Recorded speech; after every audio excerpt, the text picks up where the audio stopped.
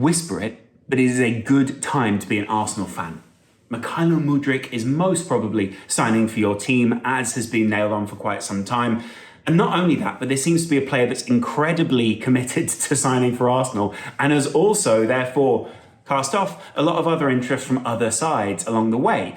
And if you're an Arsenal fan, we can talk about the context of being an Arsenal fan right now, but it must be exciting for you, right? Mykhailo Mudryk is the kind of profile that anyone wants to sign. De Zerbi, a manager who now manages in the Premier League and one of his previous managers at Shakhtar Donetsk, has called him a potential Ballon d'Or winner. Now, a potential Ballon d'Or winner can mean a lot of things, but what it does mean is there is star quality within that. There is a game-changing element which most people will observably be able to quantify. So I'm not just talking about, the likes of a midfielder, maybe even a Xhaka or someone like that who's underappreciated in terms of the role that he plays, but I'm talking about something where people do the eye test and go, yeah, that kid's definitely got something there. An inside forward or an inverted forward or someone who can also play all the way along the front line, however you want to term this guy, predominantly it looks as if he'll be coming in from the left for Arsenal. And you know what? A lot of people seem comfortable with that.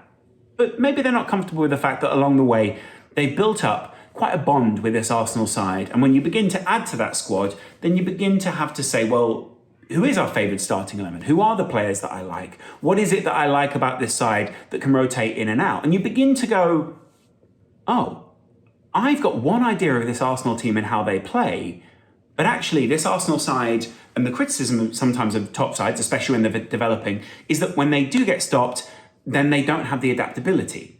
Now, this season, they've shown a lot more adaptability, and I respect that. I love that. I love that Mikel Arteta is trying to bring in different ways for Arsenal to score goals. So when teams play against them, they've got units, essentially, that they can put out there who operate in different ways, confuse the back line in different ways. And especially with having 5 substitutes in the Premier League, having a deep squad will become more and more important. One thing that was stifling Arsenal before was a particularly small pool of players to pick from. You could say there were probably about 15 guys where when they were on the field, you thought that's a first team player, and some other people who felt a bit more fringe. Now, that's not to say those fringe players weren't quality players that would eventually come good, but it is that those guys were not, say, a Mykhailo Mudryk or a Martinelli or a Saka or someone like that. Mudryk has a lot of those qualities that you would want to see if you're signing a player. Exciting. He's proven it at the very top level, not only in the Champions League this season, but also in terms of the way that people want to see a player form and sort of develop. He's played well against Real Madrid. He's played well against RB Leipzig. And currently, because of political situations, the team that he plays for are in need of some sort of financial boost. Now, originally he was rated about 100 million. I think that was probably a little speculative. Very few players probably worth 100 million. And frankly, if you look at the list of players in the Premier League who you've paid close to that amount of money for, you probably don't want to be part of that list unless you're a very, very specific kind of player.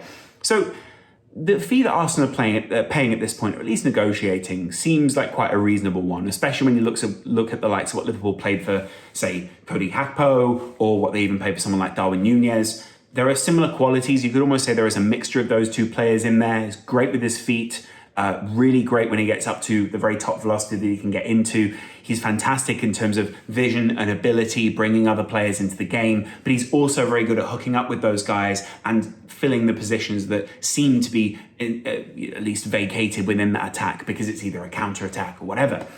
The other thing that I say when I'm talking about a player that's developing well is when you see them playing in the Champions League, you obviously think, okay, well, Donetsk will be a team that is punching up. But they also have to be a team that play particularly technically good football because that is part of the heritage of the club. But they also play a very specific system, which means that when he comes to Arsenal, he will be learning something not only kind of slightly different, but also something which is going to get even more out of him. Within a system for Shakhtar, you're going to be inhibited because you're playing a side that is inherently better funded than you, inherently more developed in some ways, because, well, you are Shakhtar Donetsk. There's only so much you can do against Real Madrid. They've had years and years and years of development, right?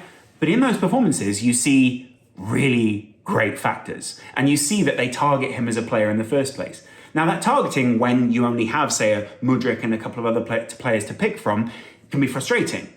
But that, when you're Arsenal, opens up a lot of space. It opens up a lot of options. It means that if there is a switch on, if there is another option out in the field, well, Mudryk is just one of them. And that in particular is something that I think Arteta has aped from the likes of Pep Guardiola. You can't even name what you think, well, you can name elements of what you think the front three and the best front three of the best Man City sides has been, but you can't name what you think that best front three is at any one time. That could change game to game. It could change moment to moment. It could even change in terms of what period of the match they're in and what kind of football they're trying to play. That's exactly what you want if you're a modern day manager. You want someone and a side that is adaptable, right? And you can clearly see that Arsenal have been trying to build that now for some time. And I actually think Arsenal have been slightly ahead of the curve, especially in implementing their ideas in English football. And those things weren't underappreciated because A, they weren't prevalent ideas at the time, and B, they were also done by people who had question marks around them. But that's where value comes in the market. Previously, where Arsenal were shopping was, well, you'd say players that were rated, but not underrated or overrated. They were just players that people go, okay, yeah, that's a good player, but how good, what's their ceiling? How good can they actually be? And then a lot of those guys have come good, not only through coaching, but also just through natural development that you will see in a player within their age range, which again, is good for Mudryk. Not only is he coming into a side where other players are developing, there is a feeling of development, there is a culture of development, but there is also a culture of overall these players just being a good group, being a group of people who have one common goal. And that's one thing that a lot of people point out about Mudryk. If you have someone that he's invested in, say a manager or a head figure, he's fantastic. But if he's not invested in those people, it can become very difficult to coach him. That is one of the, should we say, cons against the pro column, is that there is a mentality that you would imagine Mikel Arteta will try to foster in Mudryk, which could go to the moon, but also there is a volatility about it, should we say. And that's not just people being stereotypical about what people would think about an Eastern European personality or a Ukrainian or whatever it is. It's a genuine top star and a top talent who is developing at this point and probably knows it in all of these other clubs. But when he gets to Arsenal, he will not be the big fish in the small pond anymore. He will be a fish in a pond. He will be a fish in a pond of other players who are also developing, a fish in a competitive pond. So with that, what Mikel Arteta has already got is a player that's committed to moving to Arsenal. You can see Arsenal fans, and I do love this, are already working out whether Mudryk is already in London or at least in England in the first place. There are English signs on some of the doors in the hotels that he's taking photos in. There are English weights in one of the gyms that he was working out in.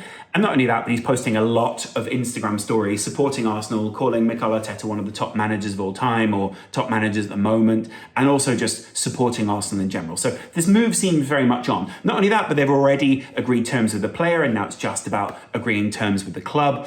And those kind of things, especially in the time when Shakhtar needs some money, seem like an element of formalities, especially considering the amount of commitment they've given to the player already. So all of these things point to a positive future for Arsenal. I'll talk about their play style and everything else in another video later today, but the point is that this is a promising, adaptable, vivacious, brilliant signing for Arsenal who will definitely add something to their front line. Not only do I think it is good value considering the current market, but I also think under the tutelage of someone like Mikel Arteta, there is only a ridiculously high ceiling for someone like him. Like I said, De Zerbi thinks this kid is Ballon d'Or level. There are other managers who said he is incredibly audacious, but with the right manager will be absolutely committed to what it is that they're trying to do. But he also adds an element of competition that you can see clearly is a positive thing at Arsenal. Not only that, but he gives them the adaptability that they need and probably the maneuverability that they need while someone like Gabriel Jesus is out for a couple of months.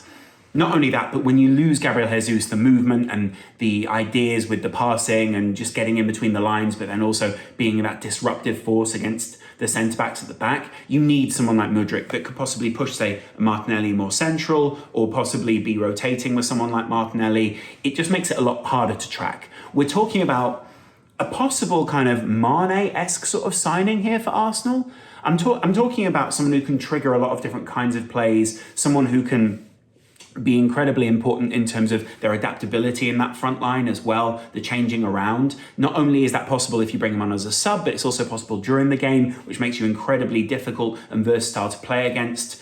And then not only that, but you know that Mikel Arteta, if he's going to put a title charge on this season, is going to be crying out for more squad players.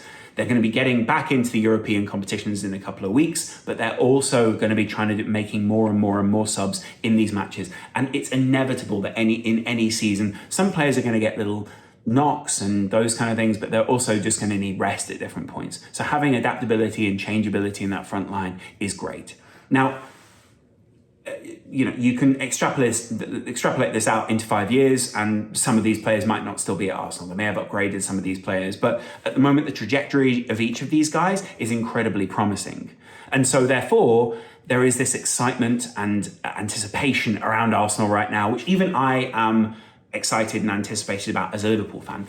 I can see Arsenal Stadium just over there. I see the good feeling around it. I see what's going on. That not only are they doing good things on the field, but they've also got like exciting deals with people like KSI off the field. I imagine a lot of players also look at these kind of things and go, okay, there is commercial viability and opportunities for me. And if you're someone like Mudryk, who's at someone like Shakhtar, your commercial viability and opportunities are going to change quite a lot when you get to a team. So there is a lot of excitement around this kid. I personally hope he signs. I think he will, because it feels inevitable.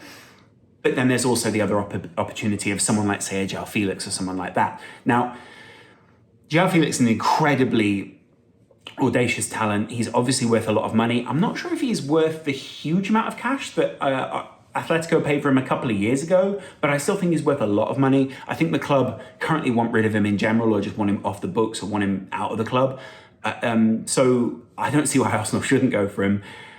And if they have the money, if there is some sort of spend there, I think it's probably worth it. The only issue would be, I think Mudryk seems very committed to Arsenal, and other players have obviously shown, and you can see this through their strategy down the years, they've gone for players that they can sort of improve and therefore will become committed to the cause. The same goes for someone like a Mudryk. He's already committed because it's like they've sold him on the vision.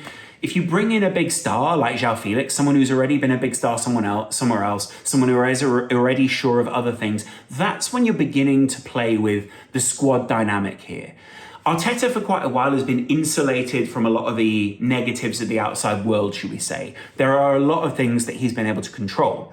But bringing in a big name, and I get it, they've already brought in some other big names, but someone like João Felix is, we're talking about a very top tier, very top level player that is used to other forms of management and is used to other kinds and styles, and especially when he's developed at somewhere like Atletico Madrid. You're going to be looking at him adapting and how well he can adapt, not only to the Premier League, but also just to a new squad dynamic. And you'd hope that he's humble enough in order to do that. I'd love to see him in the Arsenal team. I think being coached by Mikel Arteta would be fantastic for him. And I think Arteta has proven that he is more than capable of managing, the very top players in at least his squad right now. In fact, I will say it. I think this will be another jump for those guys.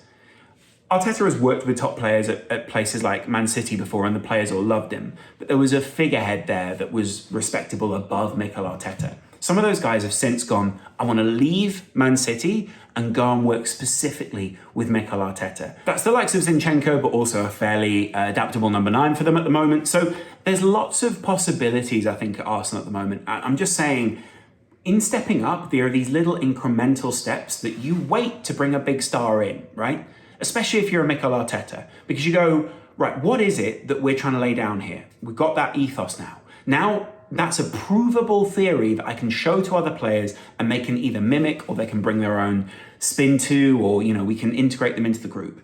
If you're bringing in volatile personalities before that, it becomes a real problem. And again, it's clearly part of their transfer strategy. They've slowly, incrementally changed the type of transfers and type of targets that they're going for. And I appreciate that.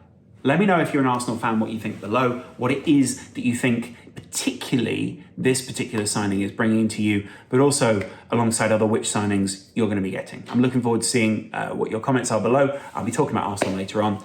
Have a good day. See you later. Bye.